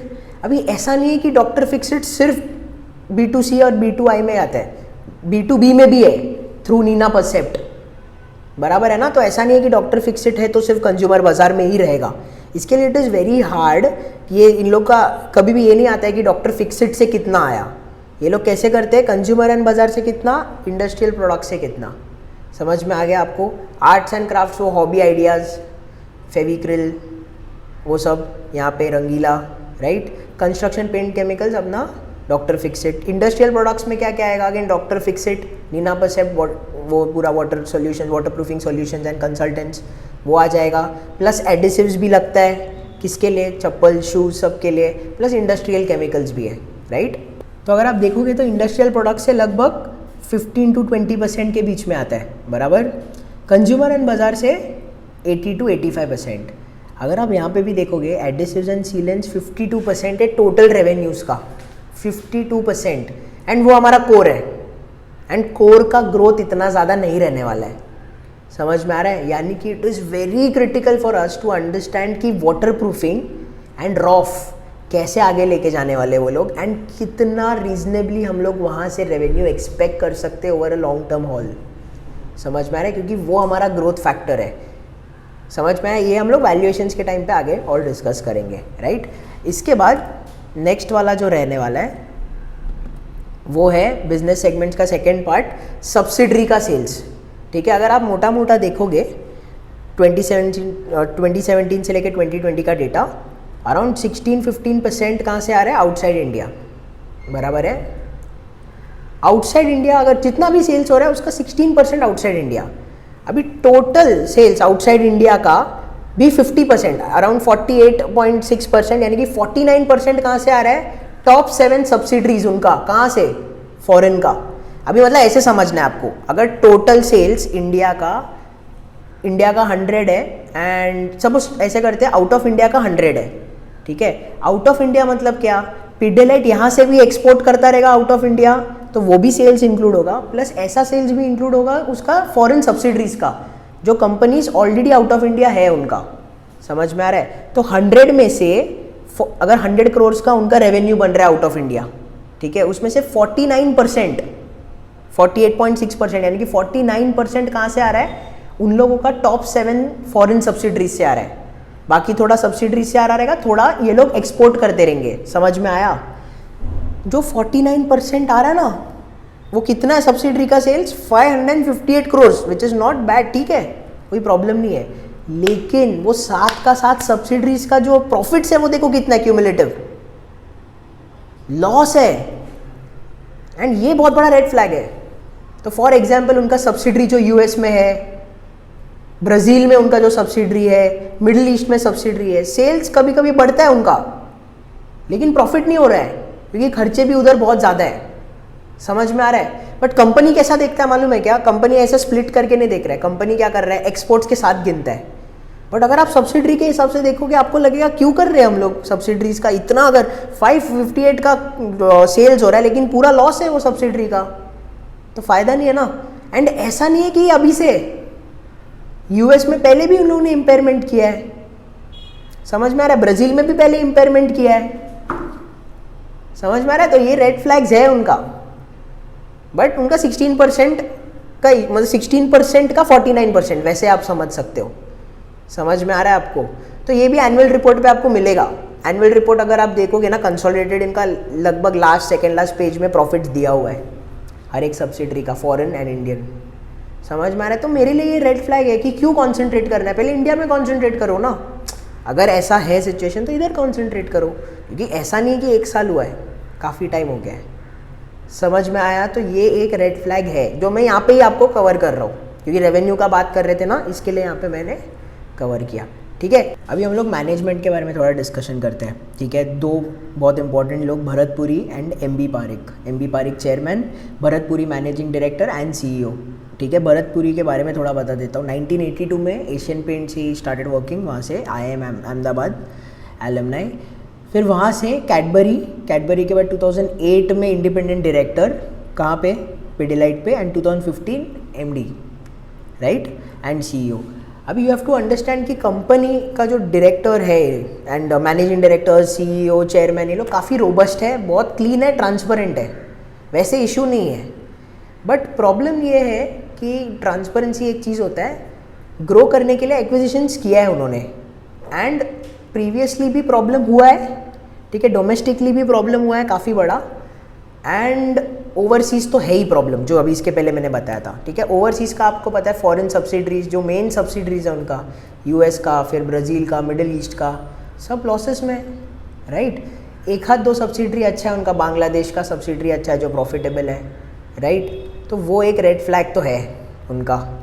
सेकंड, एक मैं बोलना चाहता हूँ डोमेस्टिक में, 2007 में एक उन्होंने प्लांट डाला था दहेज करके एक जगह गुजरात में, SEZ है, स्पेशल इकोनॉमिक जोन है, वहाँ पे what they did was elastomer करके एक है इक्विपमेंट, उन्होंने लिया था फ्रांस से, कंपनी से लिया था, which produces basically synthetic rubber, ठीक है। और वो सिंथेटिक रबर सबसे हाई क्वालिटी का होता है जो इंडस्ट्रियल यूज़ के लिए वो लोग करते हैं, समझ में आया। तो इन लोगों का आइडिया क्या था कि वहाँ से डिसमेंटल करते हैं फ्रांस से, जो कंपनी होल्ड करता है ये, एंड थोड़े सस्ते में उठा के यहाँ पे लेके आते हैं, एंड यहाँ पे हम लोग बनाते हैं पूरा जो भी है रॉ मटेरियल जो लगने वाला है कंपनीज़ के लिए आगे, एंड एक एडिसिव्स भी एकदम स्ट्रॉन्ग एडिसिव्स हो जाएगा जो इंडस्ट्रीज़ के लिए यूज़ होता है, तो B2B के लिए यूज़ करने वाले थे ये लोग, ठीक है। एंड ऑब्वियसली खुद के लिए भी थोड़ा यूज़ करेंगे एज रॉ मटेरियल, ऐसा उन्होंने सोचा था, ठीक है। 20% खुद के लिए, बाकी 80% वो लोग एक्सपोर्ट करेंगे, ऐसे उन्होंने सोचा था। प्रॉब्लम क्या हो गया ये इसका दहेज प्लांट का,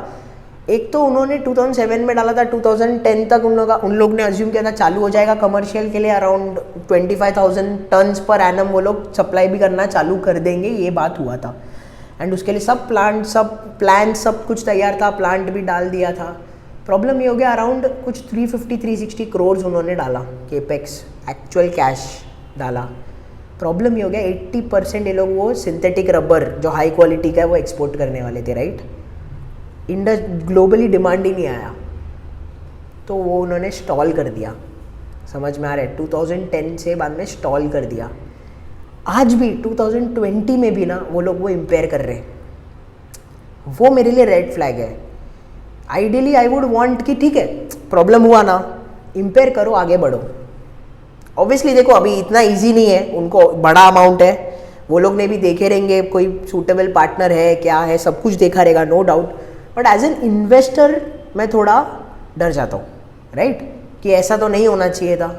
तो वो एक चीज़ है जो आपको ध्यान रखना है कि कंपनी का ऐसा हुआ है प्रीवियसली, तो ये नहीं मैं बोल रहा हूँ आगे होगा, वो लोग भी बहुत प्रूडेंट है, and obviously for the fact कि ये लोग बहुत रोबस्ट है, ऐसे गलती तो नहीं होगा वापस, जहाँ तक मुझे लगता है। But having said that, foreign का सब्सिडरीज का तो है प्रॉब्लम, वो 8 सब्सिडरीज जो है, 7-8 सब्सिडरीज है, लॉस मेकिंग है, भले उनका सेल्स इतना है 558 करोड़, ठीक है, गॉट इट। उसके बाद नेक्स्ट वाला पॉइंट पे हम लोग चलते हैं, ये विद रिस्पेक्ट टू इम्पेयरमेंट्स। अभी सब्सिडरी लॉसेस कर रहा है तो इम्पेयरमेंट्स तो होगा ही ना। तो अगर आप देखोगे 2012 से लेके 2021 ऑलमोस्ट एवरी ईयर इम्पेयरमेंट हुआ है। क्यों हुआ है? क्योंकि ब्राउन फील्ड से सब एक्विजिशंस कर रहे हैं लोग।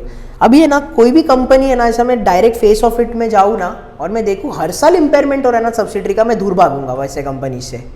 इसके लिए थोड़ा एक्सेप्शन क्यों है ना, ये आपको समझना है। Impairment as percentage of profit standalone का भी कितना है ना, इतना ज़्यादा नहीं है। अगर आप ध्यान से देखोगे तो 2% 3% है। ऑब्वियसली एक साल देखो 2017 एंड 2020 में 5% से ज़्यादा है। 2017 में 94 करोड़ है। ये किसका है? यूएस एंड ब्राज़ील का, जो उनका सब्सिडरी था फॉरेन। 2020 में इतना ईयरली इम्पेयरमेंट्स है, किस चीज़ का है? दहेज का, जो वो प्लांट है SEZ गुजरात में, उसका अभी कर रहे। कब डाला था प्लांट? 2007 से 10 हो गया, तभी स्टॉल हुआ, अभी 20 हुआ, अभी जाके इम्पेयर कर रहे क्योंकि अभी बेचा। समझ में आ रहा है आपको? तो ये मुझे नहीं चाहिए था, बट हाँ इधर और इधर इसके वजह से, तो यानी कि सब्सिडरीज में प्रॉब्लम तो है ही एंड वो इम्पेयर होगा। आई वुडेंट वांट कि आगे वो लोग और सब्सिडरीज डाले। जो हुआ है हो गया, चलो जाने दो, आगे और ऐसे प्रॉब्लम नहीं होना चाहिए। अभी ये मैं जाने दो क्यों बोल रहा हूँ?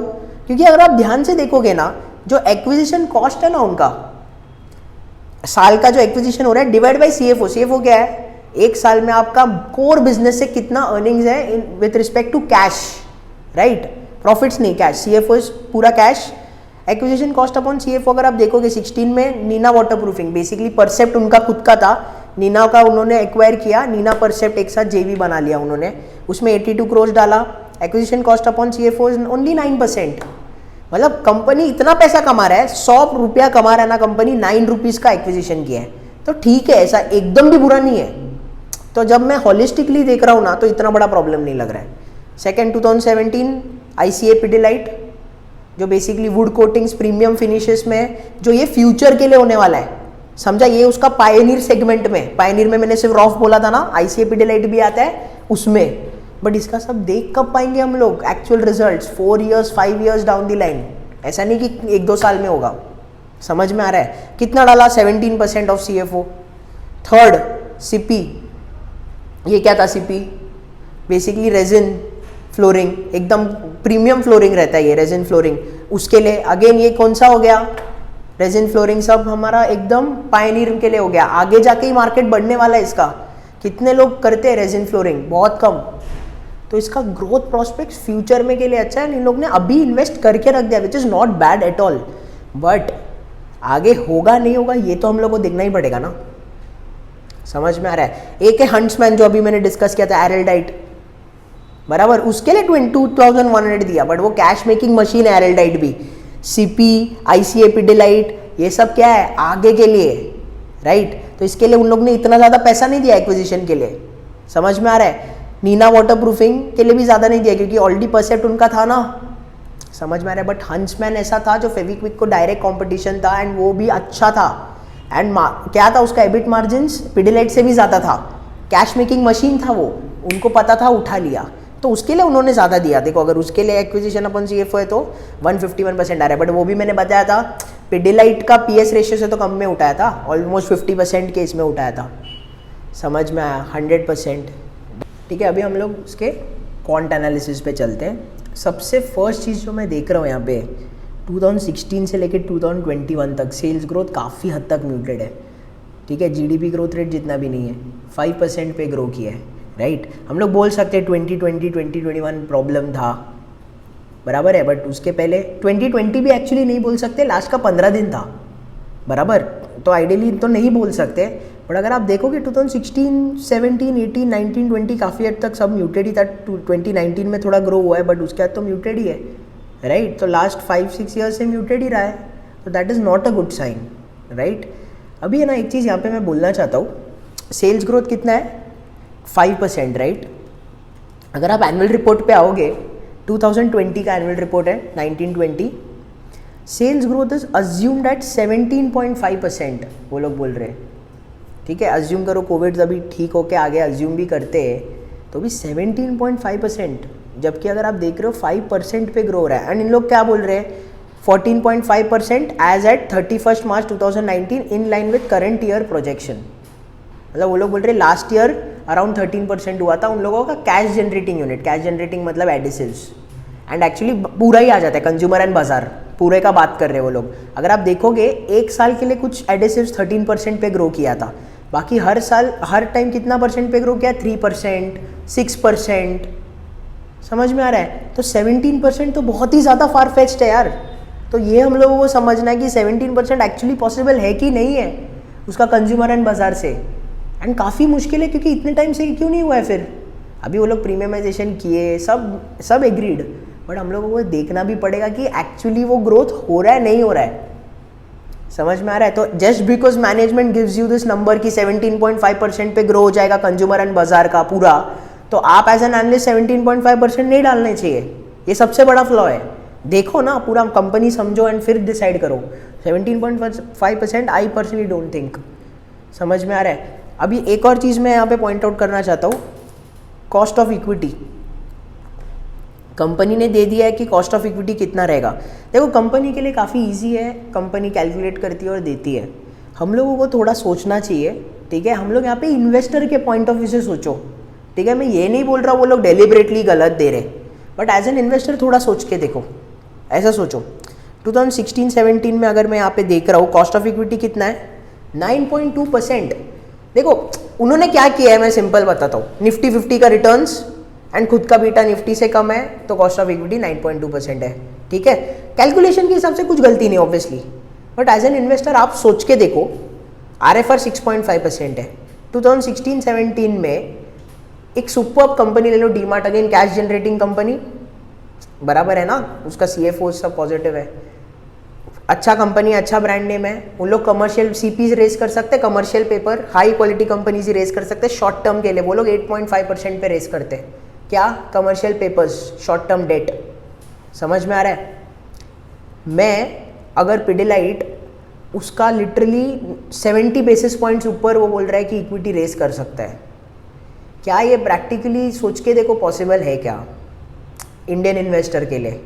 आप लिटरली बोल रहे हो कि कॉस्ट ऑफ डेट से नॉट इवन 1% आपने एक्स्ट्रा प्रीमियम दिया है for cost of equity. That is not reasonable.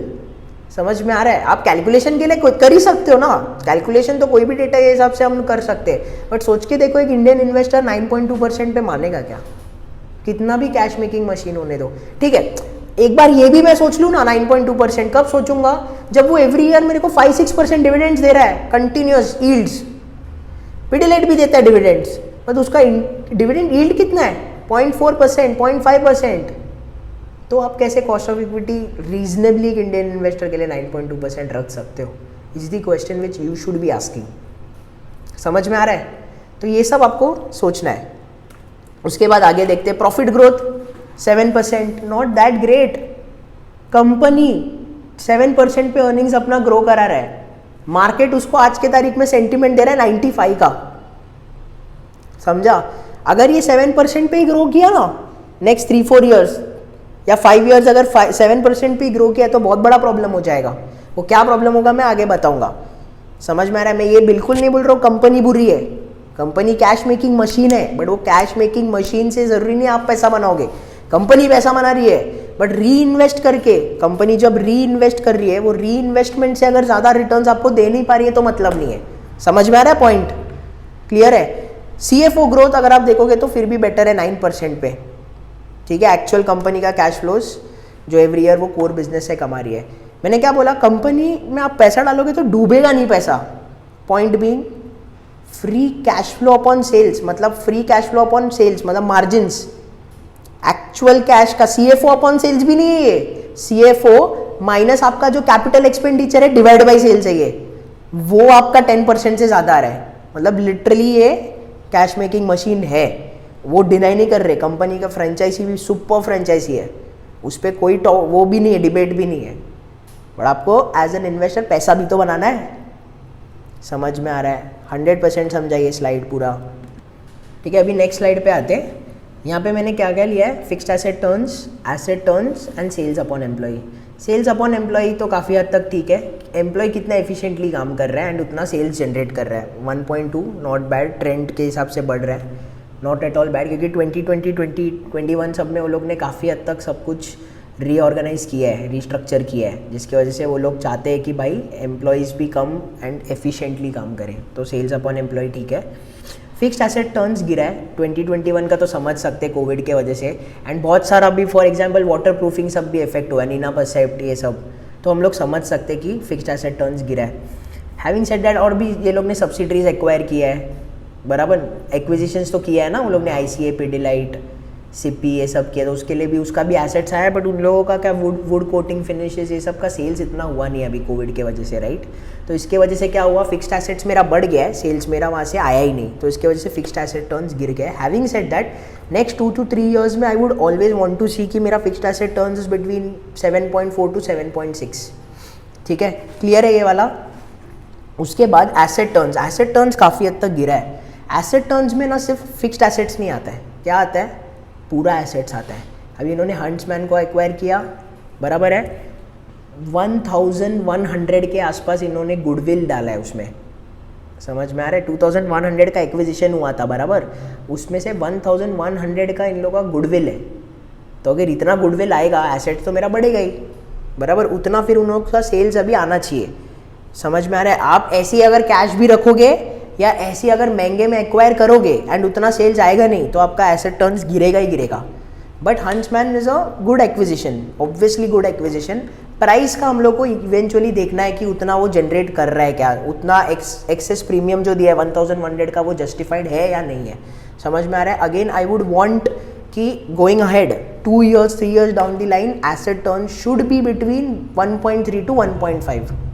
समझ में आया? क्लियर है ये पॉइंट? उसके बाद नेक्स्ट वाले इसमें आते हैं वर्किंग कैपिटल रेशियोज। अगर आप ये रेशियो देखोगे, रिसीवेबल डेज क्या हो रहा है? बढ़ रहा है। अभी है ना, कॉम्पिटिटर के कंपैरिजन में ठीक है, ऐसा कोई इशू नहीं है। एंड सेकेंडली इसमें प्रॉब्लम इतना बड़ा नहीं है क्योंकि ऑलरेडी इतना कैश जनरेट कर रहा है एंड केपेक्स के लिए आराम से इसके पास बहुत पैसा है। उसका जो कैश जनरेशन हो रहा है उसी से वो आराम से कर पा रहा है। इसके लिए रिसीवेबल डेज भले ही बढ़ रहा है, रेड फ्लैग है, ये कंपनी को उतना ज़्यादा इफेक्ट नहीं होगा क्योंकि कंपनी में पैसे की कमी नहीं है, कैपिटल एलोकेशन अभी बराबर होना चाहिए। समझ में आ रहा है? पैसे का प्रॉब्लम नहीं है पिडिलाइट को, कैपिटल एलोकेशन का बहुत बड़ा सीन है कि देखना है कैसे वो प्रॉपर तरीके से कैपिटल एलोकेट कर रहा है। पिछला जो लॉसेस है वो जल्दी हटाओ बुक से, एंड आगे का जो ग्रोथ सेगमेंट्स है वो कैसे परफॉर्म कर रहा है नेक्स्ट 3 to 5 6 ईयर्स में। ये इशू है, मतलब ये उसका मेन चीज़ है जो देखना है। एसेट टर्न्स तो हम लोगों ने देखा था, पेएबल डेज भी उसका बड़ा है, बट फिर भी जिससे वो जो भी उसका सप्लायर है उन लोग के साथ अच्छा ही टाई अप होगा। Having said that I would want कि ये पेएबल डेज नीचे आए, समझा? तो ये देखेंगे अभी नेक्स्ट। अभी देखो क्या है, कोविड के टाइम के वजह से हम लोग है ना इस पे ज़्यादा हम लोग बोल नहीं सकते। 2021 का डेटा पॉइंट्स है receivable days, payable days. Having said that next 2-3 years में तो ये नीचे आना ही चाहिए। समझ में आ रहा है आपको? Cash conversion cycle, operating cycle again, क्योंकि रिसीवेबल डेज भी बढ़ा है, पेएबल डेज भी बढ़ा है, cash conversion cycle almost in line है, एकदम भी ज़्यादा बड़ा नहीं है क्योंकि पेएबल डेज भी बढ़ा है अगर रिसीवेबल डेज बढ़ा है तो। समझ में आया क्या? 100%। इन लोगों को इतना इफेक्ट हुआ नहीं है, ये कोविड की वजह से है जहाँ तक मेरा नॉलेज है, बट फिर भी आगे जाके वील हैव टू सी कि वो नीचे आए दोनों भी। समझ में? एक बार साइकिल्स ठीक हो गया तो परफेक्ट। उसके बाद नेक्स्ट इज आरओई का 3-2 point analysis. Net profit margins I would want कि इवेंचुअली क्या होगा, अभी एरलडाइट के भी वजह से इन लोग का मार्जिन्स तो काफ़ी बढ़ने वाला है, बट वो एरलडाइट छोटा सा पार्ट है उनका पूरा स्कीम ऑफ थिंग्स में, राइट? बट इवेंचुअली मुझे लगता है लोग अगर बराबर से मैनेज करेंगे एटलीस्ट 1% मार्जिन्स बढ़ा सकते हैं नेक्स्ट 2-3 ईयर्स में, which is reasonable I guess. 16% के आसपास होगा। एसेट टर्न्स मैंने क्या बोला था, 1.3 to 1.5, हम लोग 1.3 लेके चलते हैं। फाइनेंशियल लेवरेज उन लोगों का लेवरेज 1.4 के आसपास रखते हैं, 1.4 1.5 1.4 रख दो, ठीक है? तो कंजर्वेटिवली चलो नेट प्रॉफिट मार्जिन भी 15% ही रखो। 15% इंटू 1.3 इंटू 1.4 कितना आता है? अराउंड 27% आप आरओई एक्सपेक्ट कर सकते हो। वही था पहले भी, अभी 19 गिरा हुआ है थोड़ा, अब वो वापस 27-28% पे आएगा। वो उतना बड़ा इशू भी नहीं है इन लोगों का, वो आ ही जाएगा, समझा? बट मेन क्या हम लोगों को देखना है, समझ में आ गया ना आपको? कैपिटल एलोकेशन, सब्सिडरीज और कैसे वो लोग करने वाले, फॉरेन सब्सिडरीज नहीं होना चाहिए ज़्यादा, समझा? एंड इम्पेयरमेंट है तो जल्दी करो एंड आगे। एरलडाइट का नहीं होना चाहिए कुछ भी इम्पेयरमेंट, क्योंकि काफ़ी पैसा भरा है एंड वो कैश मेकिंग मशीन खुद में है, मार्जिन्स भी अच्छा है। क्लियर है? 100%। अभी इसके बाद हम लोग देखेंगे फ्यूचर प्रॉस्पेक्ट्स इसका। अभी हम लोग फ्यूचर प्रॉस्पेक्ट्स पे आते हैं। पेपर फ्राई एंड होमलेन, ये दोनों कंपनी में पिडिलाइट ने अपना स्टेक खरीदा हुआ है, ठीक है? स्टार्टअप कंपनीज है। पेपर फ्राई तो पता है, पेपर फ्राई क्या करता है? फर्नीचर बेचता है, रेडीमेड फर्नीचर। कहाँ से? अलग अलग ब्रांड से, राइट? अभी ये लोग है ना एग्जैक्ट रीज़न नहीं दिया है कि क्यों हम लोग पेपर फ्राई को एक्वायर किया है। मेरा थॉट प्रोसेस ऐसा जाता है, उन्होंने पेपर फ्राई को भी एक्वायर किया है, होम लेन को भी एक्वायर किया है, राइट? पेपर फ्राई में जो भी आते हैं सब रेडीमेड फर्नीचर है। अभी फर्नीचर भी दो तरीके का होता है, एक होता है ऑन साइट जो अभी हम लोग कर रहे हैं यहाँ पे, ऑन साइट मतलब इधर आएगा carpenter and he make it, right? And एक है जो रेडीमेड मिल रहा है, जो उधर ही ज्वाइन करते हैं, जॉइनरी करके आता है एंड हम लोग को डायरेक्ट ही मिल जाता है, बराबर है? आई थिंक इन लोगों को वो वाला सेगमेंट भी केटर करना ही है, उधर का भी मार्केट लीडर बनना है। मोस्टली इन लोग उधर भी स्ट्रॉन्ग ही है, बट उनको वो भी एक्वायर करना है। बट उससे बड़ा गेम इन लोगों का मेरे को पर्सनली लगता है कि इंटीरियर्स में भी जाना है, ठीक है? होम लेन एक्वायर किया, अभी होम लेन में इंटीरियर्स लगने वाला है, राइट? एंड ये इंटीरियर्स करता कौन है? Normal middle class, upper middle class, सब प्रीमियम लोग भी करते, सब लोग ही करते, मिडिल क्लास से लेके ऊपर तक। एंड इंटीरियर्स अभी और ट्रेंड में आ रहा है। पहले कैसे होता था, जो कारपेंटर है जो यहाँ पे हम लोग काम जिससे कराते थे उसी से हम इंटीरियर भी कराते थे, राइट ना? आज से 10-15 ईयर्स। अभी आर्किटेक्ट आ गए, राइट? इंटीरियर डेकोरेटर्स आ गए जो रीजनेबल प्राइस में भी करते हैं।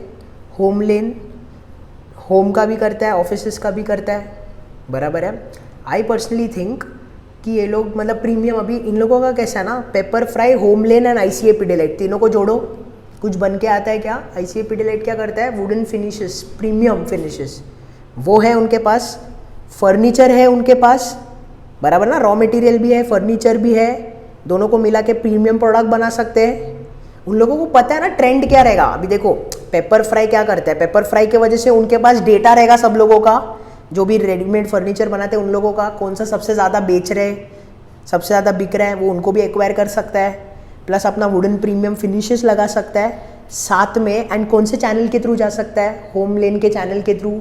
एंड फर्नीचर बेचना है तो कहाँ से? पेपर फ्राई के थ्रू। समझ में आ रहा है? तो घर पे वाटर प्रूफिंग का काम कौन? पिडिलाइट। कुछ चिपकाने का है कंज्यूमर का, कौन सा काम? फेविक्विक। फर्नीचर में टर्माइट्स आए तो एंटी टर्माइट्स के लिए टर्मिनेटर। समझ में आ रहा है? प्रीमियम अभी इंटीरियर करना है, उसमें भी वो लोग धीरे घुस रहे हैं। एशियन पेंट्स लेकिन यहाँ पे कॉम्पिटिटर है उनका। समझ में आया आपको ये?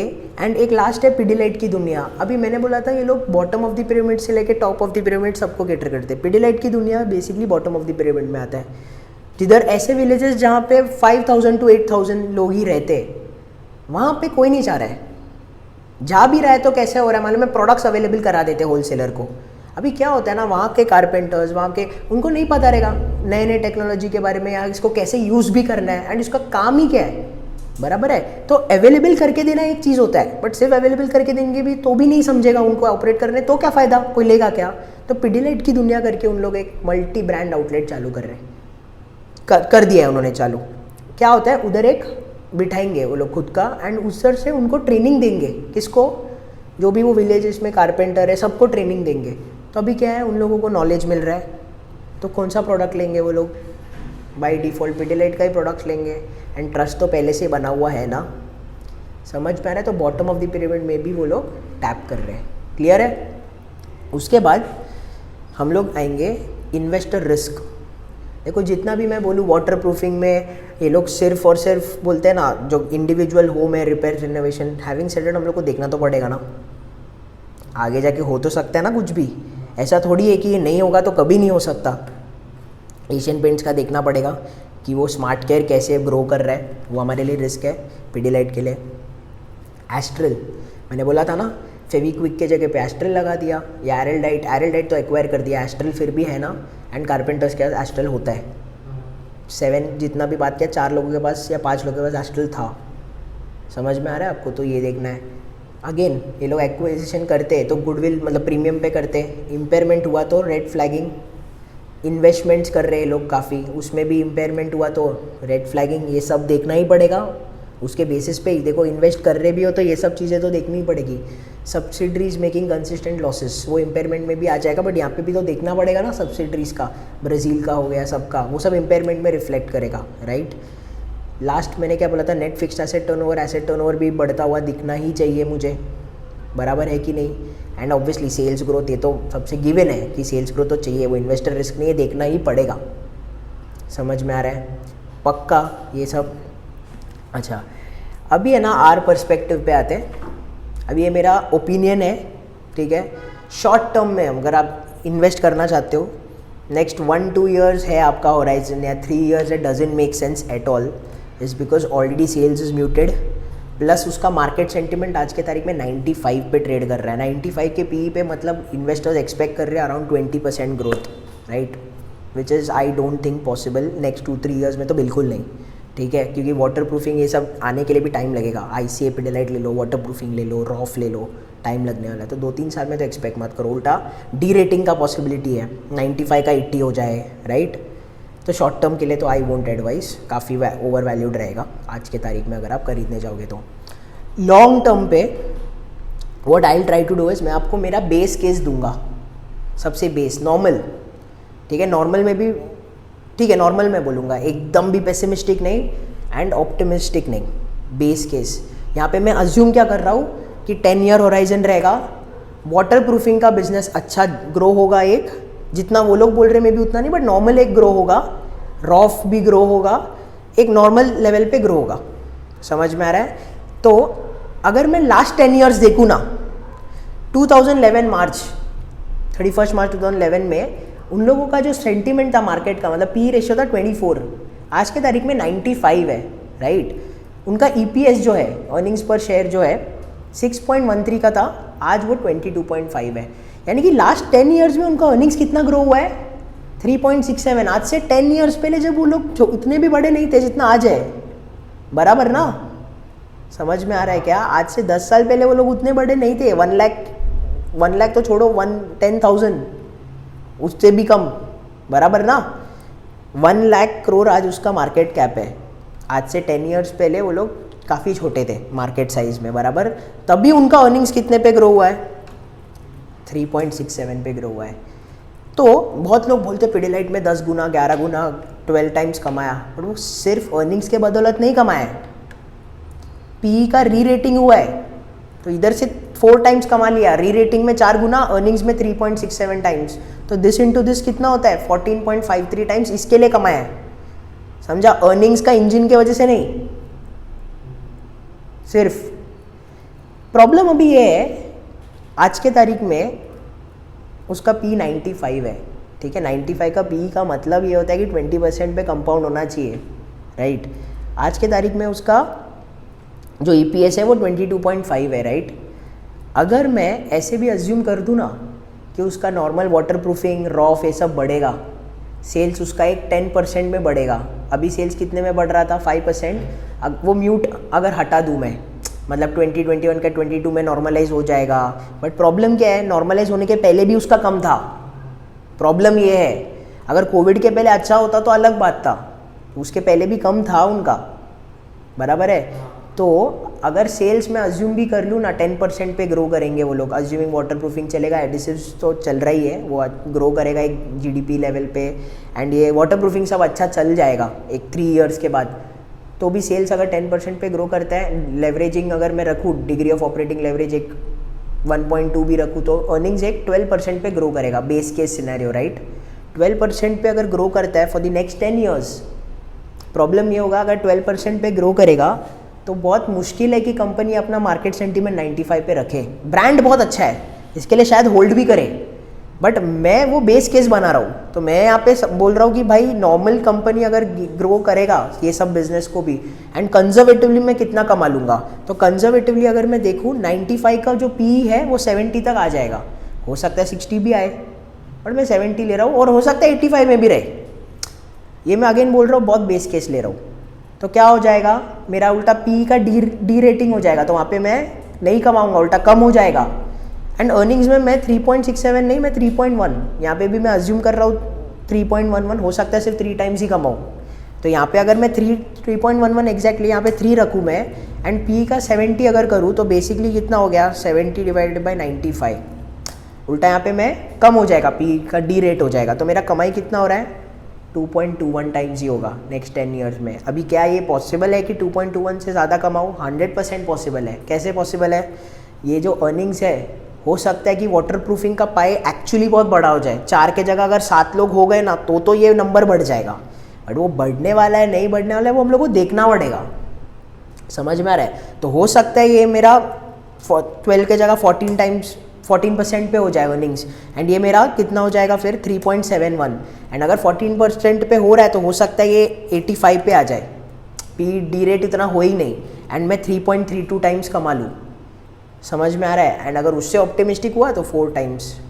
ये मेरा ऑब्जर्वेशन है, ठीक है। नेक्स्ट 10 ईयर्स में 10 टाइम्स कमाना बहुत मुश्किल है ये कंपनी में, क्योंकि ऑलरेडी पी 95 पे ट्रेड कर रहे हैं। तो उस पर अगर आपको और ज़्यादा पी को और रीरेट करना है तो फिर ग्रोथ तो बहुत सॉलिड होना चाहिए, जो कि मुझे नहीं लग रहा है। रिस्क क्या है अभी वो नीचे आ जाए। समझ में आ रहा है? क्योंकि जब भी कोई भी मार्केट सेंटीमेंट बढ़ने के लिए आपको अर्निंग्स का ग्रोथ है ना ज़्यादा होना चाहिए। तो अगर मैं ऐसे रखूँ यहाँ पे, तो चलो मैंने बढ़ा दिया, ये 12 रखूँ एंड ये बेस केस 70 भी रखूँ, तो ये 2.29 टाइम्स है। 2.29 times translates to around 8.63% 10 years में, which is not that great ideally, ठीक है। तो मैं पर्सनल लेवल पे क्या करूँगा, मैं देखूँगा कि इसको डी रेट कर रहे क्या है लोग। अगर ये इसको ऑलरेडी डी रेट कर दिया, 95 से 70 आया और उसका अर्निंग्स फिर बढ़ रहा है, देखो ये बहुत मुश्किल है। या तो मैं एक्चुअली पी को ज़्यादा देखूँगा नहीं, मैं क्या देखूँगा कि भाई वाटर प्रूफिंग, उसका जो ग्रोथ सेगमेंट है वाटर प्रूफिंग, रॉफ, एंड उसका बाद में फ्लोर रेजिन्स, ये सब कैसे परफॉर्म करने वाला है एंड टेंजिबली वो होम लेन पेपर फ्राई में कुछ एडवांसेस हो रहा है क्या, वो मैं ऑब्जर्व करूँगा और फिर ही मैं इन्वेस्ट करूँगा। मैंने इन्वेस्ट किया था पहले, तो मेरा पोर्टफोलियो में तो हार्डली 3-4% है। समझ में आया आपको? 100%। तो आइडियली 8.63% तो है नहीं यार एकदम ज़्यादा, इससे बेटर कंपनीज़ है जो आपको 10 ईयर्स में 4 टाइम्स दे देगा। आइडियली मेरा कॉस्ट ऑफ इक्विटी वैसा है, 10 ईयर्स में 4 टाइम्स से ज़्यादा मैं कमा सकता हूँ तो ठीक है। समझ में आ रहा? तो there are companies out there. अभी ये यहाँ पे म्यूटेड लग रहा है, हो सकता है 1 ईयर में चेंज हो जाए, 1.5 ईयर्स में चीज़ें चेंज हो जाए। तो अगर चेंज हो रहा है और तभी P95 है तो मुझे चलेगा। अगेन मैं ये बोल रहा हूँ, इसके लिए आप लोगों को ये सब चीज़ें देखना है। मैं अभी नहीं बोल रहा हूँ, हो सकता है 1.5 ईयर्स बाद आप पूछोगे ले लिया है, हो सकता है अगर कंपनी का पूरा एस्पेक्ट सब चेंज हो गया है तो। बट आज के तारीख में मुझे ऐसा लग रहा है। क्लियर है? So for people watching this on YouTube, अगर आप लोगों को ये वीडियो अच्छा लगा तो do show me some support by liking the video and also subscribing to it. अगर आप लोगों को कुछ डाउट रहेगा, do write it on the comment section below, I will be more than happy to revert it back.